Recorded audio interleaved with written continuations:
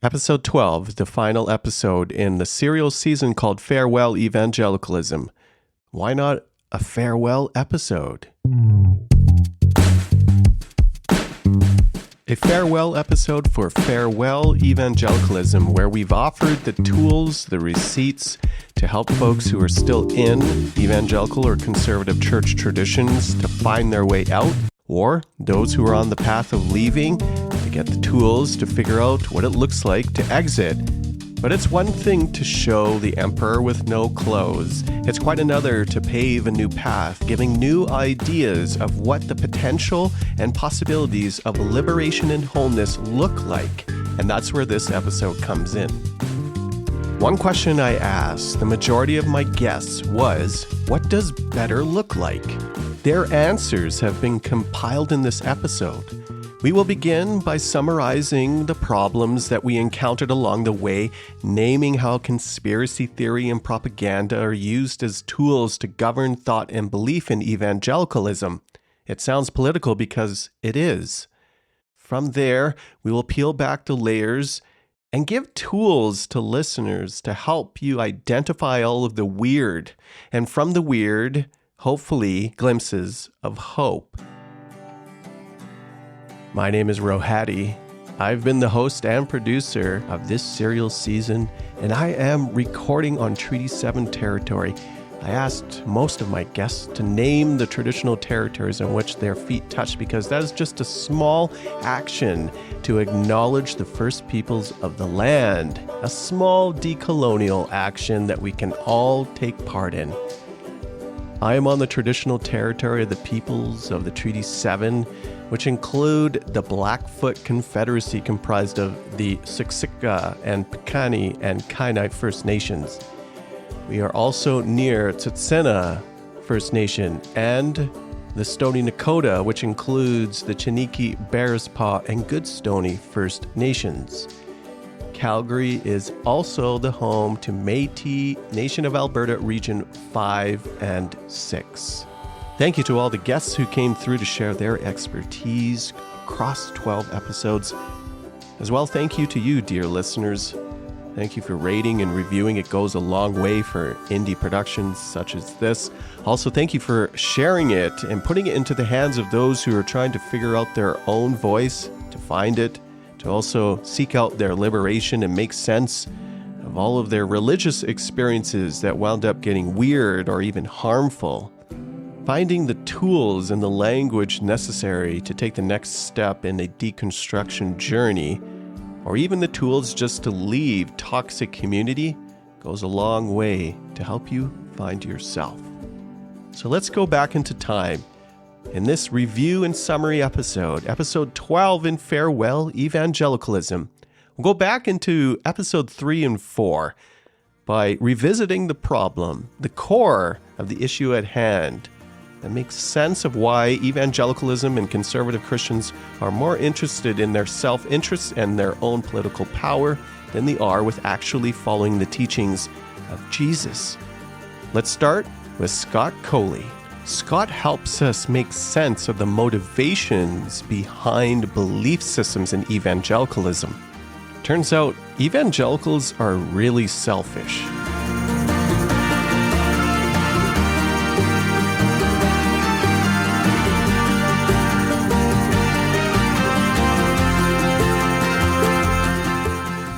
And it has a lot to do with self-interest and propping up and perpetuating and legitimizing a social order that has historically benefited white evangelicals. Once I set aside the need to claim that the allocation of wealth in my society is based on merit, it's a fantasy, Yeah.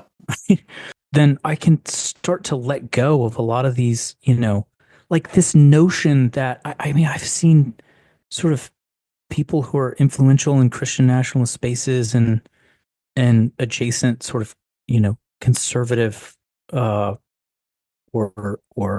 politically right spaces make the suggestion that, World War II veterans, for example, just came home from killing Nazis and grabbed a hold of their bootstraps and just pulled themselves up. Yeah, sure. Which yeah. is, I and mean, away you went. Yeah. just utterly fantastical. The plain fact is that the single greatest period of wealth creation and economic growth in the history of the United States, if not the history of the entire world, was made possible by a steeply progressive income tax and redistribution.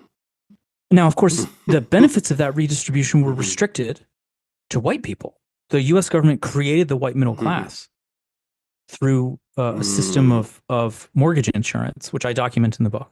And that, I mean, that's not the only thing that's going on, but I mean, very arguably that fact alone is sufficient to account for the wealth disparity, the racial wealth gap that we see now. But yeah, once I let go of the need to justify the established order, then all of a sudden I'm not so committed to interpreting certain proof texts in such and such a way. And I'm not committed to getting so defensive anytime, an outside or quote unquote secular expert speaks, right?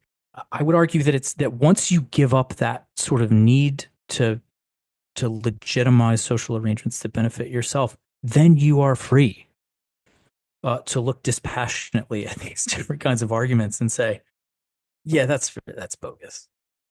The power of rugged individualism coupled with effective propaganda or messaging is going to make the jump to a space of self-realization, or you use the perfect word, to be attuned to what's going on in our bodies and in our beliefs, to get to a place where you would acquiesce what is effectively one of the most central pillars of America, and we'll throw Canada in the mix there, of giving up your, I got mine notion of individualism and success, coupled with the side of capitalism, and then all the powers that are going to prop that up. It's a tough sell to get to a place where you might entertain the possibilities of a collective liberation through policy. I think part of what I find particularly troubling at the moment, right, is that I feel like a lot of people were starting to get the argument, say, for example, well, look at the racial wealth gap. You either have to accept that there's something about the system. We're not talking about just a sort of a statistical, a slight, there's slightly disproportionate or something. There's a massive racial wealth gap. So either you accept that there's something with the system that has created this outcome, or you kind of believe in white superiority, right? I feel like about the time that argument gains some traction, now I mean, the last 5 years or so, we've seen a real uptick in sort of the, at least in the spaces I see online, of sort of the broader social acceptability of explicitly racist kinds of thinking.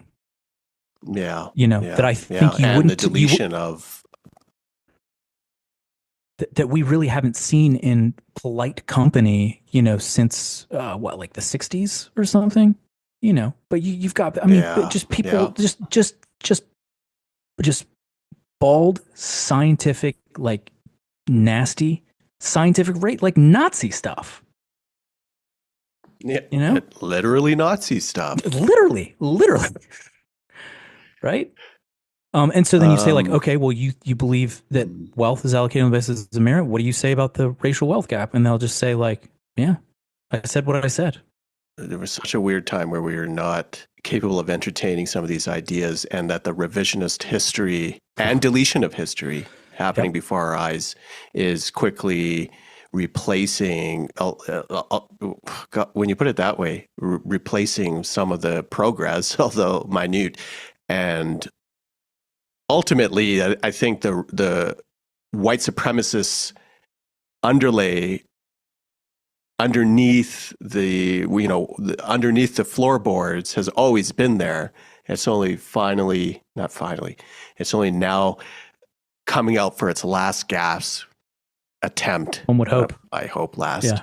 Well, that's what the whole second chapter of the book is about this sort of white supremacist pathology, whether it's explicit or implicit, runs throughout so much of white evangelical theology, going back to defenses of race-based chattel slavery. You have language in the midst of a lot of evangelical and conservative, specifically leaders who are decrying the work of deconstruction, calling it evil and sinful and whatever other words they're trying to jam down. They see the rattle, I think, the cage is, the facade, the foundations are starting to crumble because people are asking questions. And you give some language here that I haven't seen before that associated with propaganda, that deconstruction, the folks who are in that process of deconstructing are actually trying to decode propaganda. As far as I can tell, it's a process of disentangling the teachings of Jesus from a certain approach to politics that we might associate with, say, the moral majority. I mean, there's a kind of tell, I think, with the folks who get really hysterical about, can you believe, all these people are deconstructing or whatever, which is they don't really bother differentiating between people who are walking away from their faith altogether and people who are just sort of trying to settle on a different iteration of the faith. I don't think think it makes that big of a difference to the people that are hysterical about it, because either of those outcomes is a threat to their power. Whether I'm leaving Christianity altogether or I'm just walking away from that iteration of Christianity, they don't care. I'm not giving them my money anymore. I'm not voting the way they want me to vote, and it makes no difference to them. Whenever you notice that leadership in conservative Christian traditions are finding new pariahs, they're finding people to blame, finding people to fear, it's really a distraction from what isn't working within the fold. And as more and more people start to exit the toxicity and the damage and the abuse within evangelical church traditions, you're going to find more and more church leaders try to decry the movement of folks trying to find their own liberation. They will use propaganda to control beliefs, because if you can control beliefs, then you can control bodies. I asked Jared Stacy, now you might remember him from episode 4 on conspiracy theory, on whether or not, after the past 2 decades now, evangelicals actually can make any informed decisions for better, or are they stuck in a loop of harm? I think 2 things. The first thing I would say is that one key element for my pilgrimage has been the recognition that a lot of the necessary critical clarity over the situation of the American churches already exists. It exists in the global South. It exists in theologies that have been articulated outside of America and speak of America and our capitulation with a lot of clarity and grace and mercy, but still a lot of clarity. So I think the recognition that a lot of the work that we're looking for is taking place. It's just not taking place in places that we might expect, in places that the academy directs our attention to.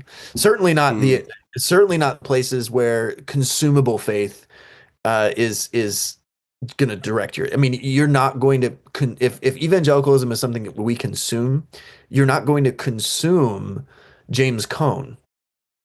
You're not going to consume Gustavo Gutierrez. You're not going to encounter the non-American voices who know something about America. Even in a, I'm thinking of Munther Isaac and Raheb, the Reverend Raheb, the Palestinian theologian. I heard him this past month, and again, the consumable evangelicalism is not going to. You're not going to find these voices easily. Not within the empire. Yeah, you need to extricate outside of the boundaries of, correct. But the boundaries of the cog, eh? Yeah, I think just to put a very quick statement on it, I think just listening to Dr. Raheb, it occurred to me that the most potent and the most necessary theology is coming from Palestinian theologians who see with a lot of clarity, because they're beneath the foot of the beast. They can articulate in ways that we are wont to do and difficult for us to do. They can articulate a Christian witness that needs a hearing. Yeah, a contemporary Christian witness that is underneath the rubble. And that goes back to how we were talking about theology in the first place. Like, and let's make a contrast. If conspiracy theory is always explaining things in a way that is meant to keep things the way that they're supposed to be, right? The Democrats are stealing the election. We got to do something. We got to maintain the way that things are. Yeah, yeah. Theology is a way of talking that totally upends everything that we've taken for granted as given.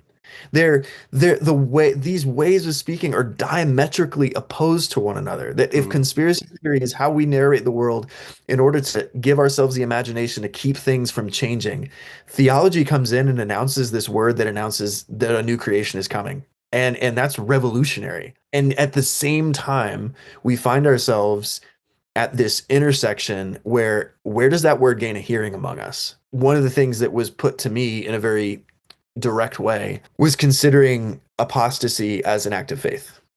Of considering Okay, leaving. hang on. We got to do that again because that's like too deep. That's like too deep, too fast, man. We got to linger. Apostasy as an act of faith. Unpack for us. Our salvation is not rooted in the survival of a particular movement. It is, and the question that I came asking as an evangelical walking on the border and then outside these spaces was, how do I fix it? How do we repair it? And then someone asked me, well, what if apostasy is the act of faith? What if that's the path of discipleship?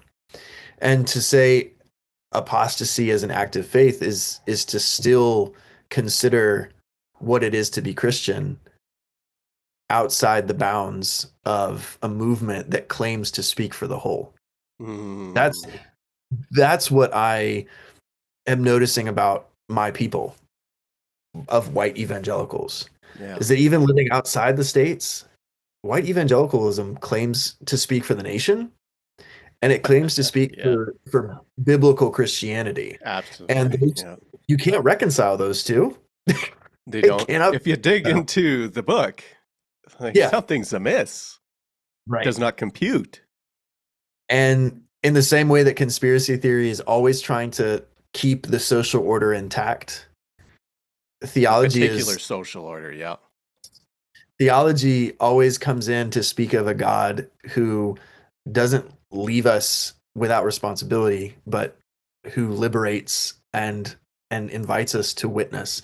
And so, I am a recovering cynic in every shape of the word. I hear you. And I think what has stirred me and challenged me is the sense that resistance and that Christian witness is so often not romantic. It is very intimate and very boring and tedious.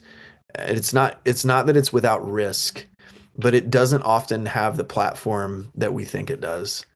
And when I read theologians who engaged in resistance during the Second World War, one of them was Cait West, and he has this quip that I've just memorized because it's so good. He says that the church is the church by faith in becoming the church again and again.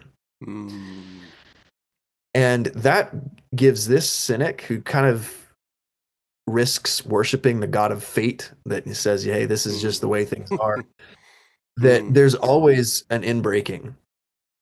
And it doesn't always issue in political power or even the recognition of historians, but it is real, and it does renew the church in every age. And I think I'm coming to realize that the way of discipleship for the rest of our lives in the time that we're living is this venture of not just building, because that kind of gets back into the entrepreneurial, like Silicon Valley, like let me see a church out here. No, but the venture of finding where this church is being born, and it'll only be in looking back that we'll be able to even narrate with any sense of spiritual sensitivity, maybe this is where it happened or not.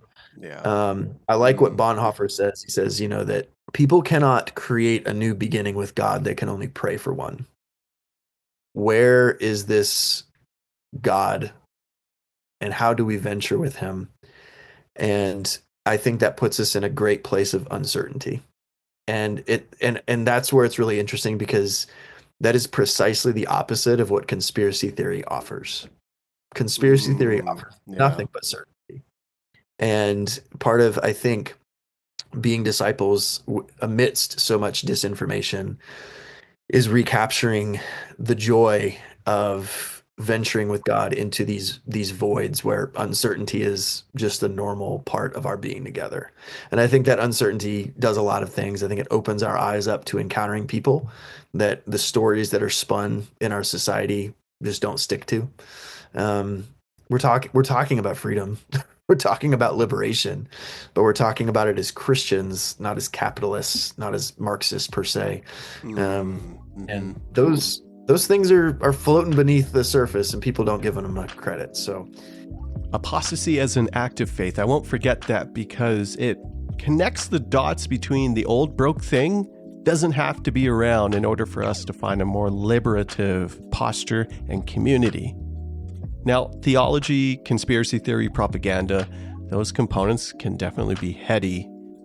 There's something to be said when we try to return to the person or to the teachings of Jesus, because it can be said that there are many Christian traditions acting very Christian, yet bringing harm, because Christian doesn't necessarily mean Christ-like.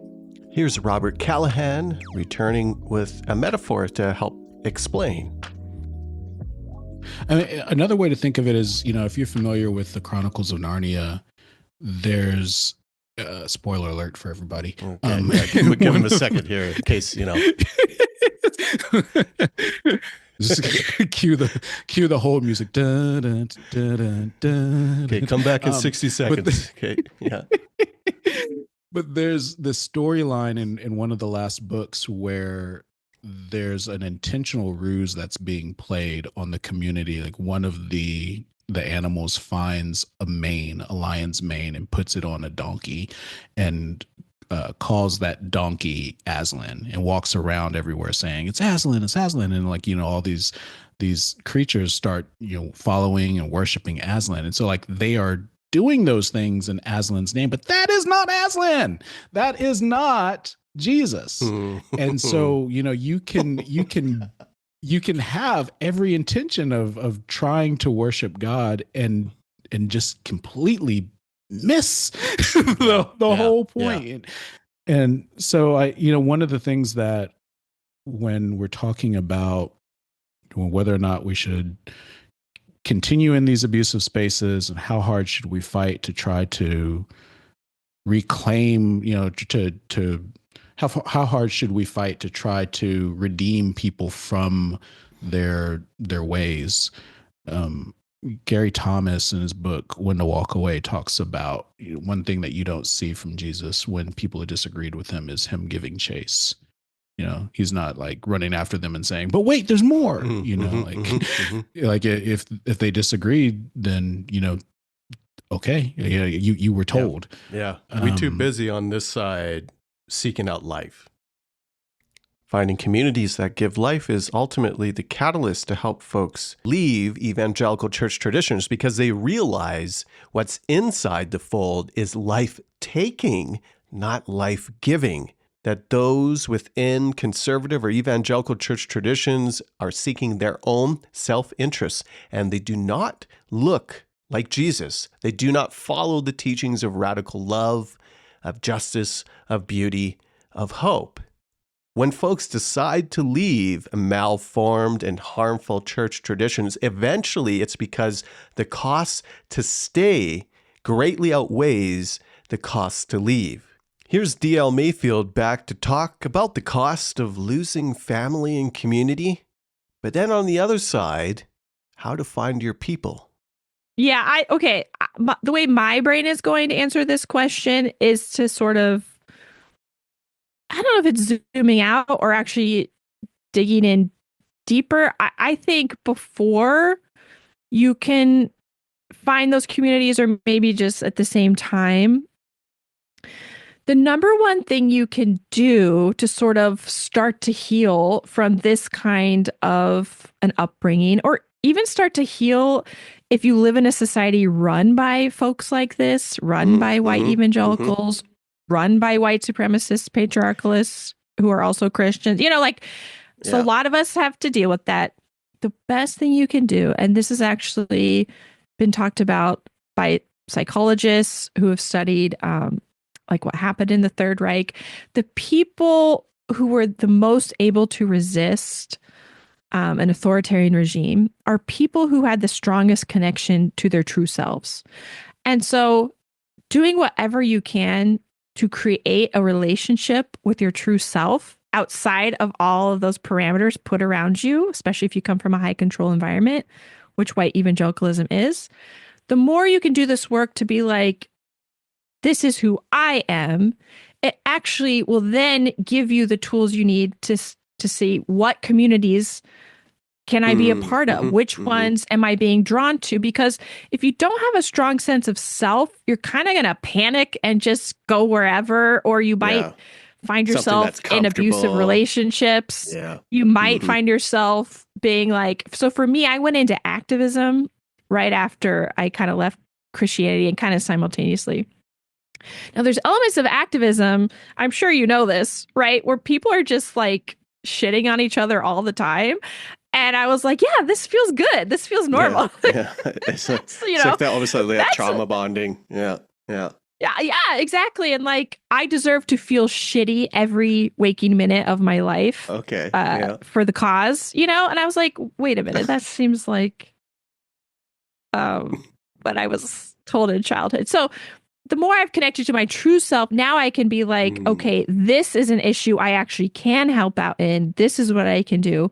Here's something that's actually beyond my capacity, but at least I know that now. Here's what I can do. It's like, there's just these really positive impacts that come from actually developing and nurturing that relationship with yourself. As a non-binary person, I didn't even know I was allowed to be non-binary. I just knew growing up in this world, I was a terrible girl, like I just, and I was clocked that way. I mean, people know when you're autistic, and people know when you're not a extremely femme person, in this world. And so I've been getting kind of negative feedback for both of those things in my life, my whole life, but just internalized it, And now I'm like, wow, getting the opportunity to be like, I'm autistic and I have some real nervous system sensitivities that I need to start taking seriously. And also I'm non-binary, therefore I don't need to spend a ton of energy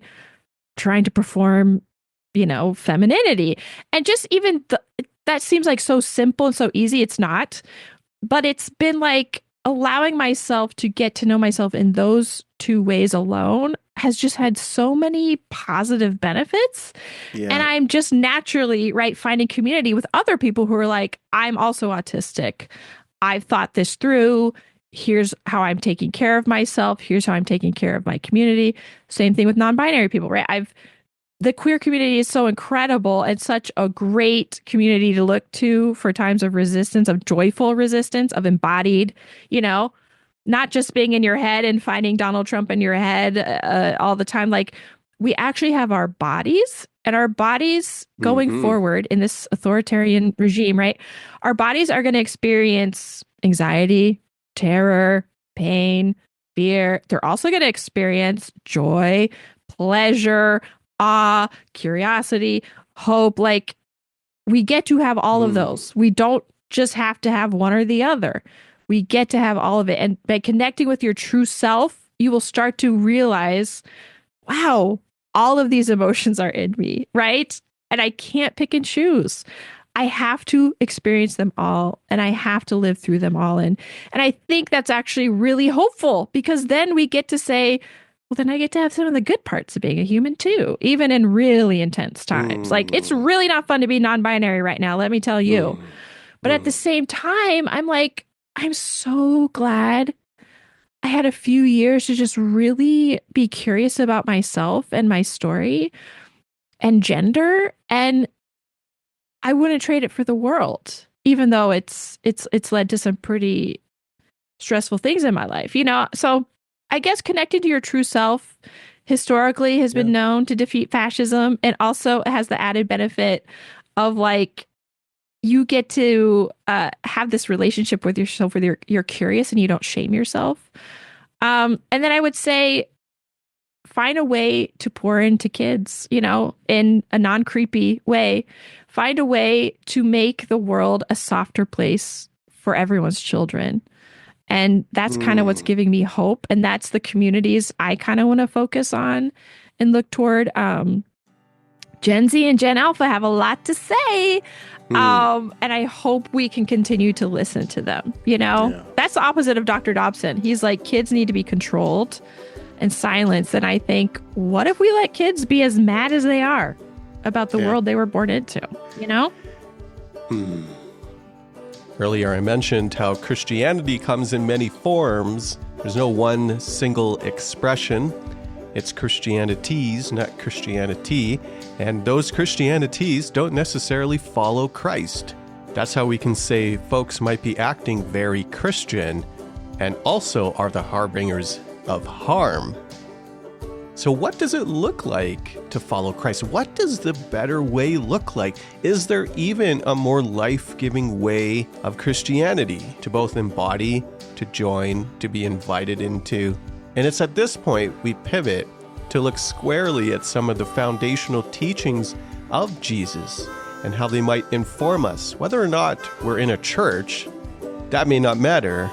What does matter is the ethics that we choose to embody and live out. Here's Marlena Graves to talk about being a good neighbor. So I think it should blow people's mind, and it did mine when I first learned this, that, you know, righteousness and justice are the same words used in scripture often. Okay, if justice is used for righteousness, and a righteous person is someone who is supposed to be just. You see that all throughout the Old Testament, New Testament, like Jesus, like, blessed are the poor, blessed, you know. If you say you're a Christian, you don't give your brother or sister need James, you know, what good are you? That has never been separated. In the early church, it was not separated. And those that know Christian history should know that, that, you know, giving to the poor, helping the poor, praying, like, the more that you love God, it should follow that you love your neighbor more, not in your mind, but in really concrete ways. And St. Anthony said, your life and your death are tied up in your neighbor. That's early monastics. Your salvation, your life and your death are tied up with that of your neighbors. So they're saying, if you don't love your neighbor in concrete ways, then you better be careful. Like, if you're espousing the gospel, because maybe you're not where you think you are. So my life and death is bound up in your flourishing. And I'm looking out the window, my local neighbors flourishing. The Eastern Orthodox say this, you know, God doesn't ask you what your doctrine was. God says, when I was hungry, did you feed me? You love God with all your heart, soul, and mind. You're going to love your neighbors as yourself. Like St. Anthony said, our life and death is bound up with our neighbors. When we talk about loving thy neighbor, we start to get concrete with actions that really everyone knows in their head, or at least should, yet many choose to ignore. These are foundational and central teachings of Jesus. And yes, many Christians will do harm in the name of Christianity, and that is very distinctly Christian. But it's a particular brand of Christianity. Those who are acting Christ-like will seek to embody the characters of Jesus, which includes a love for thy neighbor. Now, what does that actually pragmatically look like in community in this modern day age? The obvious answer is, of course, you love your literal neighbors. That's part of it. Doesn't need nuance. But there are also different expressions of what that looks like in public. I asked a number of my guests across 12 episodes the question of, what does liberation in faith or in community look like for you? The pictures differ, of course, but there are some themes as well. And within their stories, perhaps you will find a component that works in your context. I have included 3 responses in this episode. We'll start with Cait West. You remember her from episode Patriarchy. And then Celeste Irwin. You'll remember her from episode Trans Liberation. Yeah, after I stopped going to a Presbyterian church and an evangelical church, I didn't want to lose sight of my curiosity and spirituality. Mm-hmm. And so even though I find myself in an agnostic space, I still am very curious about spiritual things. And I like to read things like liberation theology. And so things like child liberation theology or Black liberation theology, womanist theology, and especially Indigenous peoples' spiritual books, such as Randy, sorry, can't remember his last name. Woodley. Like Caitlin Curtis, Randy Woodley and Caitlin Curtis books have been really helpful to me in expanding my view of the world and who we can be as spiritual beings. Mm-hmm. And so I feel like it's a very expansive thing. You know, this liberation is not restrictive or trying to keep me in the tiniest of boxes. It's opening up the world so that I can breathe and be a full human being. And so I appreciate just learning from other people who, even if they don't believe the same things that I do as an, agnostic person, but I find that their viewpoints are really helpful in opening my eyes to more than just myself. Yeah, totally. I love that. I love this space. That's like really the similarities to a lot of folks who are in that realm of like decolonizing or figuring out just new ways of being that give life, or landing in the same places that you are. Yeah. Okay, maybe last question, and this is sort of the cheap grace one. And so, it doesn't have to be a list or, and it's probably too trite to include, so we'll see if I do. But if you had, for women who are in the clutches of Christian patriarchy movement, or even in churches that are touching that, because it comes in so many different shapes and sizes. You've given us some pieces of and tools and tips of what you can do in the midst of trying to find yourself in the mess.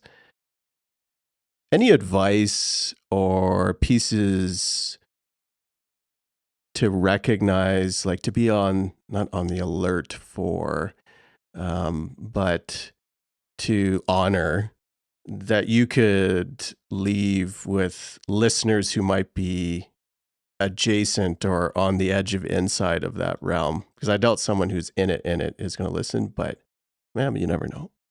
But any like pillars of advice or aspects of, be alert to this, pay attention to that.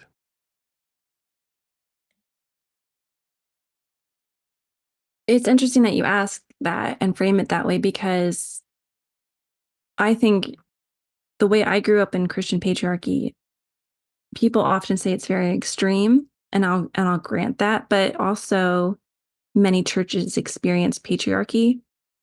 Even the church I went to after I left, a few years in, they started bringing books from patriarchal leaders into the church and the Sunday school. And no one was listening to me when I brought it up. They just thought it was just fine. And I was trying to explain the background, the context of this. So it is a sinister kind of influence. And so for anybody who's hearing patriarchal beliefs or experiencing a patriarchal church or a family, or doesn't even know that they are, and perhaps they're getting some red flags, I would say to look out where the power is happening in your community or your family. Who is at the top? Is there somebody at the top? And what happens if you disagree or you say something that doesn't align with that leader or leaders? What happens when you do that? Do you get silenced, or are you allowed to speak? And so, people who are in complementarian marriages where they think that a man has a role of a leader, a woman has a role of a helper, and they think that women should submit. And that I get frustrated when people say that's their choice, because if you're choosing to submit to somebody, you are giving up your choice. You're giving up your agency. And so if you're in a truly complementarian marriage, that's actually a patriarchal marriage. Yeah. And I would say look out for that, because once you give up your agency, you have no say of what happens to you and your body. And it's important for every single person, whatever gender they are, to have your individual rights intact, that you have access to finances and decision-making power. If people choose to be a stay-at-home partner, that's not what I'm talking about. I'm talking about people who are giving up their entire means of being a person in the world to submit to another person. That's very dangerous, and it can escalate. And so I don't feel like I'm exaggerating with this, because I've seen it happen where people start off with a somewhat neutral relationship or a neutral church, and it becomes radicalized, or it gets more extreme with the belief system, and it's based on this hierarchy. And so I always resist authoritarianism and hierarchy. And I think that as communities, we need to figure out a different way to exist with each other. When I think about life-giving community, first and foremost, I think of queer and trans people need to be able to be proudly themselves, right? And that means we need to even get rid of, and I didn't talk about this before, but we need to even get rid of the respectability politics of gay people are fine as long as they are monogamous and 2 kids and a dog, just like the straight people, right? We need to get rid of that. We need to let queer people be who they want to be. And for some queer people, that will mean, monogamous with 2 kids and a dog, and love that for them. And for others, it's going to mean polyamory. It's going to mean,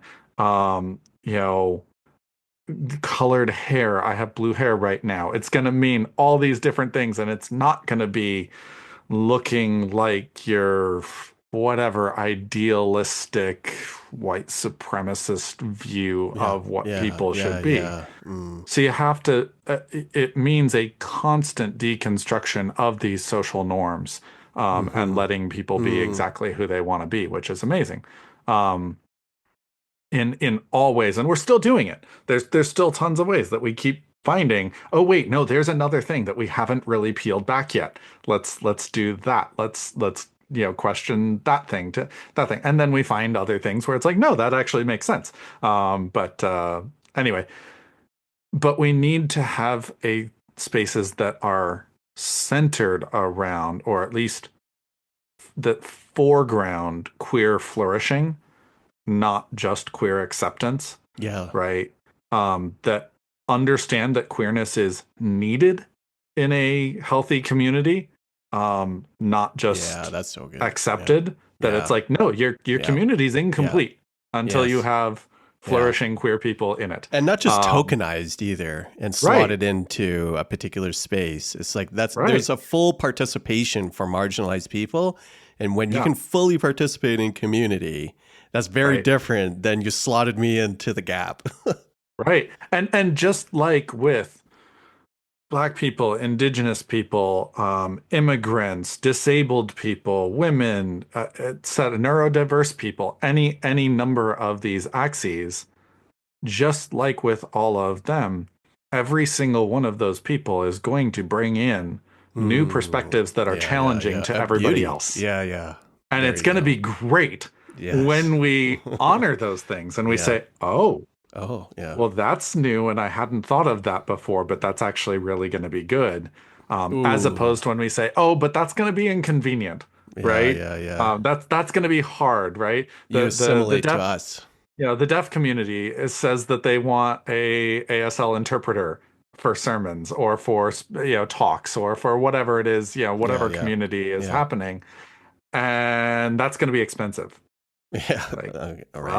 Well, yeah, it is. Right? Like, but why do you get to, so anyway, there's those things, but it needs to be built around that flourishing. It needs to be built around thriving. It needs to be built around recognizing that queerness, when I talk about queerness particularly, that queerness isn't a problem to be solved. It's not something that it's like, okay, you can be here and that's not great. I'm so sorry for you that you're trans. But we'll make it work for you. Right. Or something like that. No. It's, it needs to be, again, if I'm using Christian language, this is why it's baffling to me when I have evangelicals that want me to not be who I am. It's like, when you look at the words of Jesus and you see him say, I came that you would have abundant life. Well, I didn't have that before I transitioned. Not even close. Yeah. Now I do. Yeah. I smile more. I'm more loving. When you look at the fruits of the Spirit, every single one, I can go down the list and I can give you a long, I could write a long essay about how every single one was lacking before and is just absolutely unbelievably present in my life now, right? My kids will tell you that I'm a better parent now that I've transitioned. My partner will say that I'm a better partner since I transitioned. My friends say I'm a better friend, right?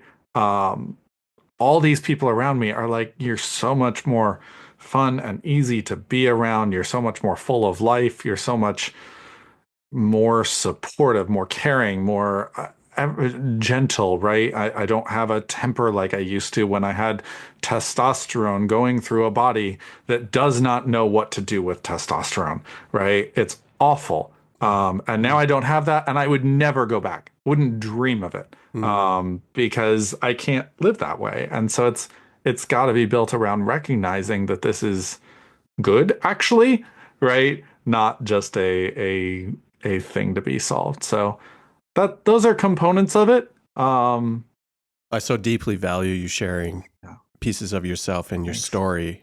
I think that as you were painting a picture of what that life-giving community looks like and the potential it produces when it is radically accepting to all people, which is really a radical acceptance to all the different people that God has created. Yes. That it unlocks this depth of community that you don't find within the assimilated demands of sameness you find in most churches. Yeah. You just don't get it. One of the absolutely beautiful things that you get when you allow queer people to be themselves is, I don't know why I'm trans. I know there's some scientific explanations around brain development versus body development. Like there's big deal. Hypotheses that are still being tested, but I can't actually say why I'm trans. I know I am. Yeah. But that has helped me, and I am an engineer by training and my life, and I like things to make sense, but that's even helped me be comfortable with some level of mystery, right? And some level of we don't actually have to figure out all of this, right? Yeah. We can let things be surprising and mysterious, and and we can enjoy that, right? We can enjoy that we don't know all the time. I talk about other things of like, you want to, I always think, if you want somebody to talk about the transfiguration or the resurrection or God becoming man, right? Yeah. You know who has a lot of thoughts on those things? Tell me.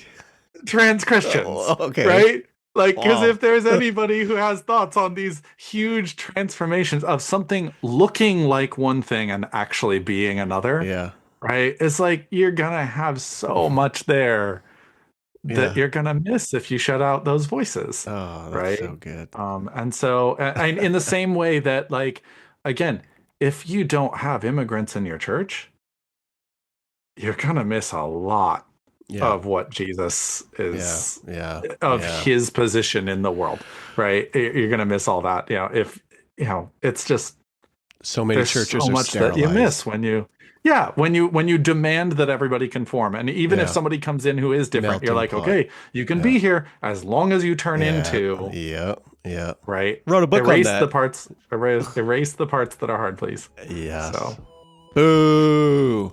Yeah. The reality is, if you're outside of a metro area, it would be really hard to find in-person communities that have experience with holding intersections really well. You can look, as Jared Stacy suggested, towards communities on the margins, especially folks who are thinking about or have already left Christian church community because of the harm. We can look at the possibilities that God exists in these different expressions, different perhaps ethnicities, but certainly across intersections, be it queer church, recovery church, could be a racialized church. I invite my friend Kristian A Smith to come back. He's from episode 8 to chat a little bit about his community, because we're noticing a trend that there are churches going online, and not just we show the in-person service online, but churches that are embodying a different ethic, not the consumer church variety, but one that seeks to go deeper surrounding the teachings of Jesus foremost. So we go back to the teaching of love, a radical ethic of love, and what that looks like in public and in community. Here's Kristian. We root everything in the greatest commandment. When Jesus was asked, what's the greatest commandment in all the law? He responded that you love God with your heart, soul, mind, and your strength. And the second part is like it, love your neighbor as yourself. And traditionally in church spaces, we separate love for God and love for neighbor itself. And they'll say, you got to love God first because he mentioned that first. He mentioned it first, but it's very interesting. The term there, the second part is like it. That term like in the Greek means of equal rank. So love for God is of equal rank with love for neighbor itself. And then Jesus reinforces that in the next verse, because he says all of the law and all of the prophets hinge on these two. So you can't get love for God without love for neighbor itself. That's what he's teaching in this moment. Your love for God is expressed in how you love your neighbor. And then your love for your neighbor is rooted in how you love yourself. And the self-love part is the part that we always leave out. And we forget. And in some spaces, we don't just leave it out. We teach against it. Yeah. Deny yourself. Deny Absolutely. that body. Ooh. Absolutely. The flesh you gotta die to yourself daily. The flesh has to be put under subjection. Can't trust that. So we are indoctrinated and conditioned to hate ourselves. We are indoctrinated towards self-loathing, which is antichrist. Ooh, a word. Right? He says, love God, love your neighbor as yourself. Here's what's really interesting about that. and I didn't write, this is something that I've developed since I wrote my book. I didn't say this in my book, but on the second edition, I'm going to write this. Jesus never commands anybody to love themselves. He assumes it. He uses self-love as the basis for how you love your neighbor, which is the basis for how you love God. So love God and love your neighbor is the greatest commandment. Love yourself is the greatest assumption. And what I recognize is we don't have the luxury in our context of assuming that people know how to love themselves. Yeah. Okay. So in my context, beloved community looks like people learning to love themselves. Because the more you learn to love yourself, you project that onto the people around you. It's very difficult to give to somebody else what you don't have. So how can I love you if I don't love myself? How can I love God if I don't love you? And then that's the reason why we have a lot of people in our community who are either agnostic or atheist, because it's a good ethic.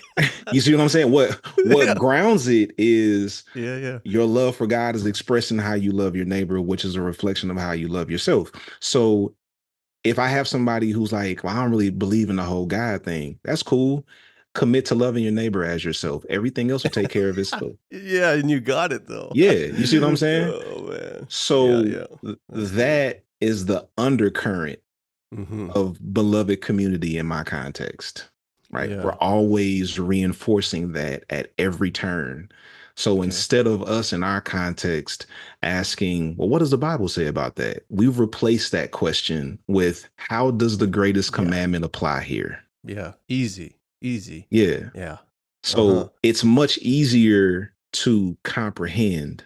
Yeah. It's much more difficult to apply. Yeah. So how do you get there for a community that is online or digital in different ways and forms of how people can interact? What does the embodied characteristic of love look like? Because if we just leave it as the first pillar, then it becomes a head exercise, which is what we have been pressing against the whole time. How do we bring it to become an emotive and embodied characteristic in the context of community? Yeah, we talk a lot about how our spirituality and our emotions are connected. Like you can't be spiritually mature and be an emotional infant. That's hold up. T-shirt. Come on now. Yeah, that's a good one. That's a Peter Scazzaro quote. He's the author of Emotionally Healthy Spirituality. Yeah. And I'm in a different vein than Peter Scazzaro, obviously. But I found a lot of good nuggets in his work. And he was the first person I saw to really make that connection between spirituality and emotional health. And my wife is a therapist. She is a religious trauma expert. So she's busy. Yeah. And she's just busy in the faith community. Like the faith community keeps her busy because she's, constantly helping us to work through the connection between our emotional health and our spiritual health. So that is something that we take very seriously. So just give you an example of like, how we minister to people in the digital space. One of the things that I tell my ministers, because I have a team of digital ministers who are in the community that are ministering to people throughout the day. And one of the things I tell them, and this is like emotional intelligence that helps you be a better minister. When you are engaging with somebody in the digital space and you want to like respond to them and maybe push back a little bit, maybe give them another perspective on this that they haven't considered. I tell them all the time, step 1, affirm. Step 2, expand. But you got to start with the affirmation, because the affirmation lets the person know that you're on their side, that you are seeking common ground and commonality with this person. And then it opens them up to how you expand their thinking. But if you just go in with a correction without any type of affirmation, you will have lost that person more than likely.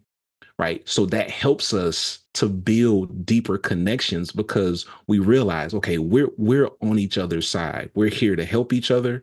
We're here to learn from each other. And it just makes for a rich experience where people talk all the time. It's about like how much one of the things I always say is, I love it here. I love it here. And they're talking about a digital space because we create culture digitally. Yeah. And people can feel it when they enter the space and when they interact. Yeah. And that's not given enough. And I've been in this boat as well to like 10, 15 years ago, be like, nah, online church, nah. Yeah. And now done a 180. But the magnitude that you can shape and form culture so that others can feel the difference in the digital community. Yeah. And in that digital community, am I hearing that the practices are such that the pursuit is connection, but depth of connection, which is like an exercise in reconciling behavior of trying to not merely go deeper, but love with one another? Yeah, absolutely. So simple. Why isn't everyone doing that?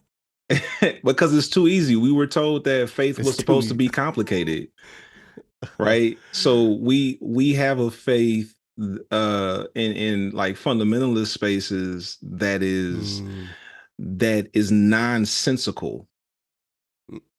Yeah, right. We put it that way. Yeah. But the application of it is very like cut and dry. Don't do this, don't do this, don't do this, don't do this. You can do this, but don't do this, don't do this, don't do this. We don't have a list of rules.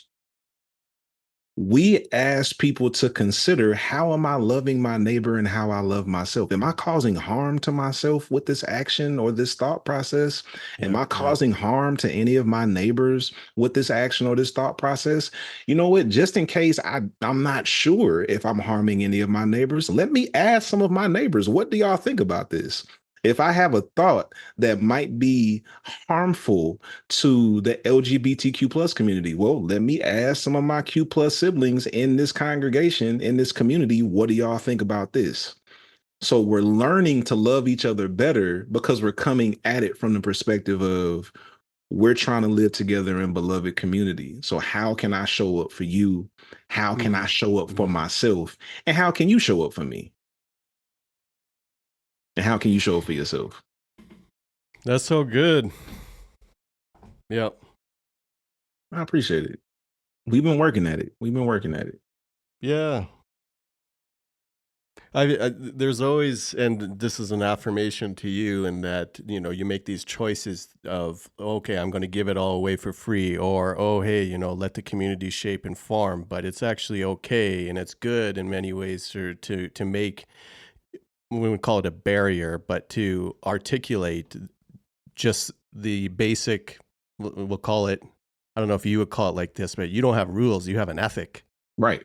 An ethic of how to live. And it's okay to land on these things and be like, yo, this is what we are about in this place. And you can leave if you don't like it, but we're trying to figure out what deeper looks like in a better way. Yeah. Yeah. Like, we don't agree on everything.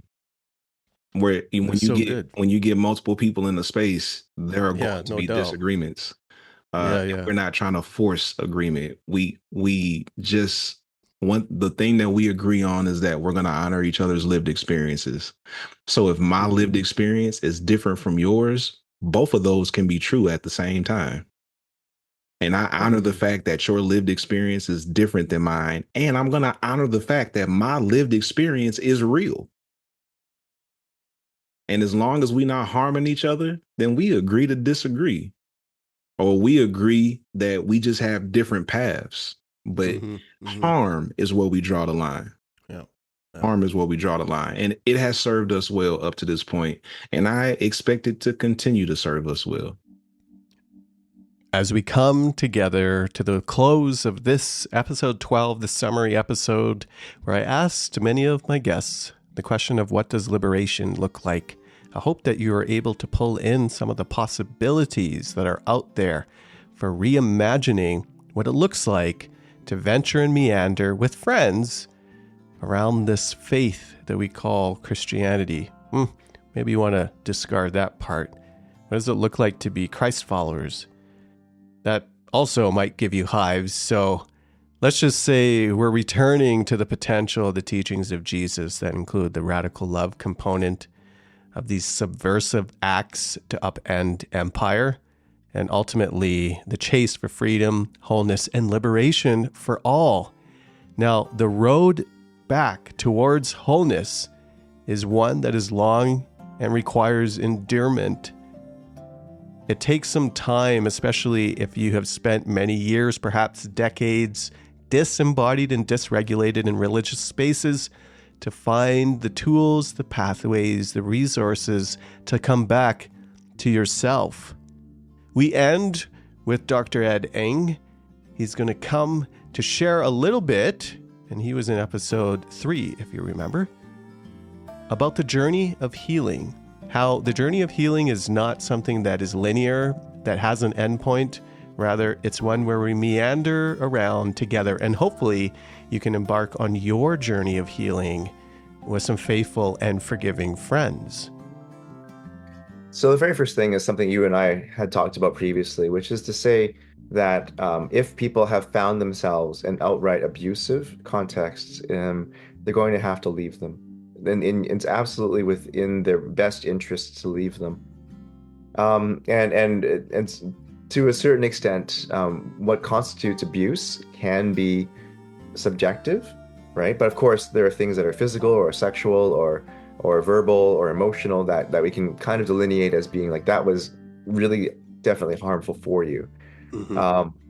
Trust that. I think that's good to just like leave folks with at least trust your gut, your body, in a faith that actually designed and said, don't trust your body because it's sinful. And it's like a reclamation to flip it around. Be like, trust your gut. Yeah, that wasn't right. Right. Yes. Something has gone wrong. And the way that I've been taught, or the way that I've been treated, the way that I see myself, now something is definitely like warped within me. And so leaving those contexts, finding safety, that's a big part of it. But in terms of deconstruction, I would say the first thing that comes to mind is how lonely that process is. Mm-hmm. Yeah, and how few, how few guides and mentors there are who could help us through those processes of simply talking through the experiences we've had.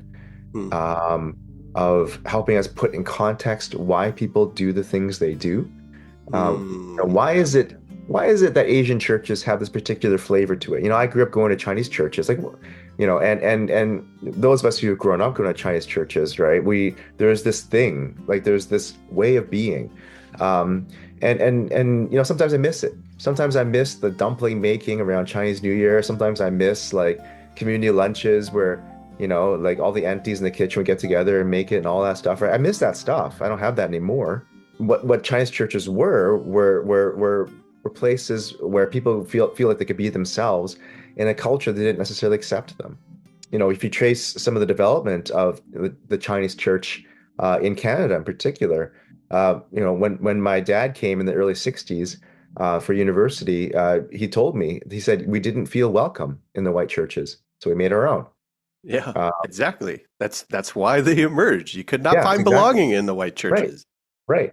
And so, but part of the issue then is that they, out of that sense of needing to huddle together, the fear that's bound them together, now then there's some issues with that, obviously, which leads to people sort of pulling together using maybe elements of moralism or abuse, and what that's led to is a lot of people coming from out of these churches feeling disoriented and wanting to, like, well, isn't there more than this?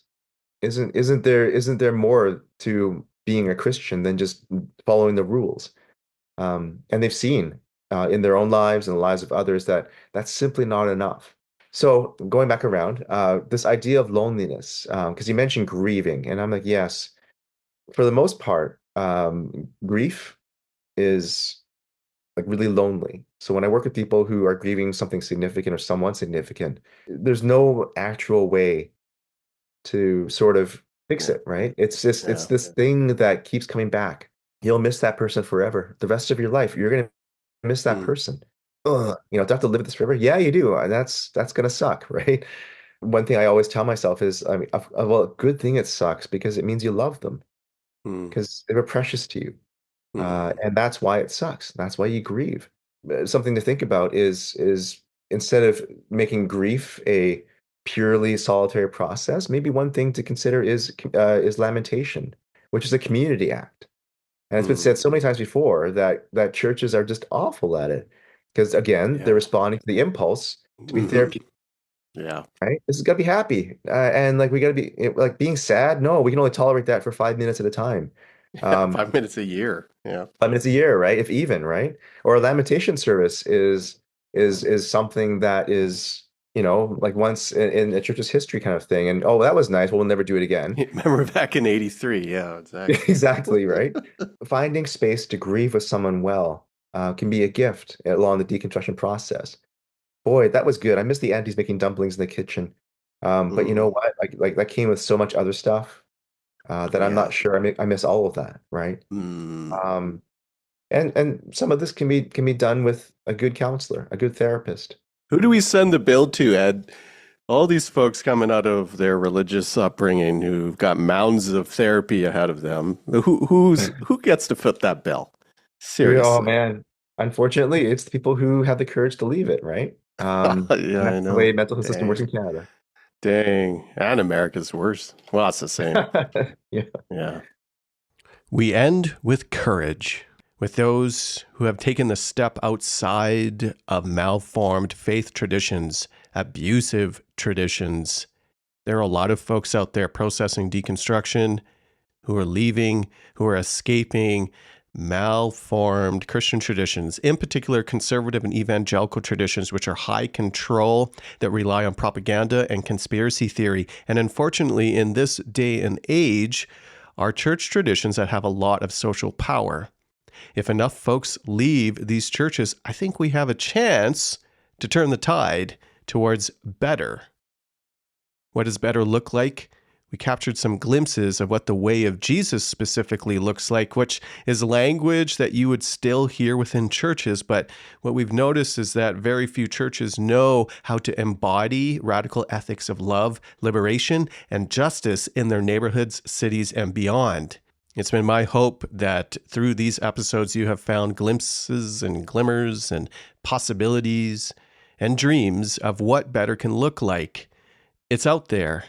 Some of it is online. Some of it might be close to home. And throughout the journey, as you chase for wholeness, for better, for ultimate liberation, may you find that with a few faithful, forgiving friends along the way.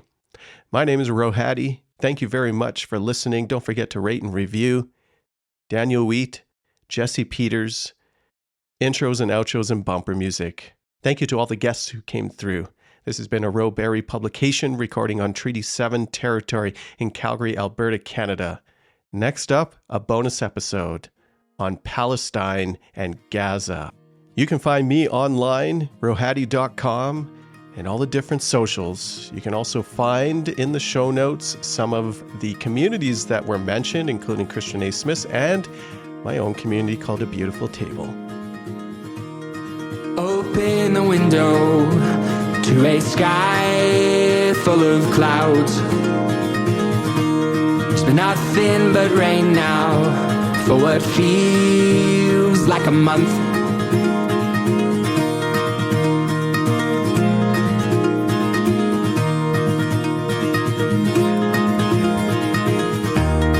Open the window to a sky full of clouds. There's been nothing but rain now for what feels like a month.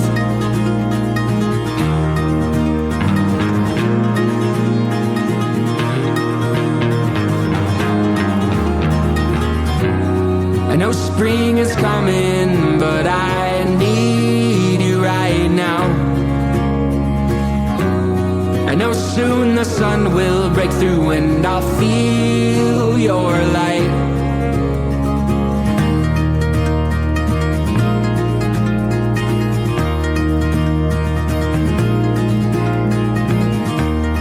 Open the window to a sky full of clouds.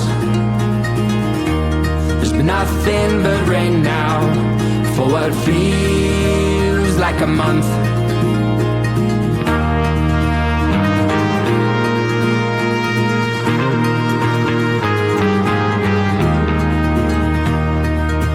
Open the window to a sky full of clouds. There's been nothing but rain now for what feels like a month. I know spring is coming, but I need you right now. I know soon the sun will break through and I'll feel your light. I know spring is coming, but I need you right now. I know soon the sun will break through and I'll feel your light. I'll feel your light.